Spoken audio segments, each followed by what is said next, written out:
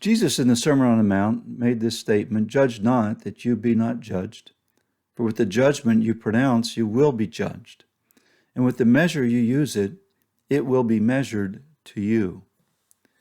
In a cornfield, there was once an ear of corn. The ear of corn looked at itself and thought, "Gee, what a model ear of corn I am. Every ear in this field ought to meet my standard, especially since we want the best field of corn around." Therefore, the ear of corn began its work.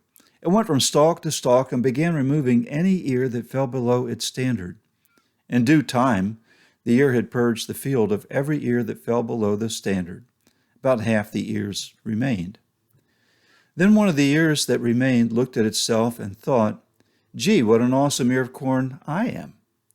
We still have inferior ears of corn in this field. We need to make this field the best field of corn." Therefore, this ear began to remove all the inferior ears also. The ear came to the former ear, the ear that had formerly thought it was the model of an excellent ear of corn, and it took the former ear and threw it out of the field also. Now the entire field only consisted of a few ears of corn. The farmer returned to survey his field and was in great dismay. His once beautiful field, the field which he labored and gave everything, was now a decimated and barren plot. He looked at the remaining ear of corn and said, "How did this happen?" And the ear said that they began assessing the quality of the ears and kept removing them to make the crop the best, and that he alone had remained. And the farmer said, "You foolish ear of corn, did you not know that each one of those ears was growing to maturity? Now the field is ruined, and you have no value alone."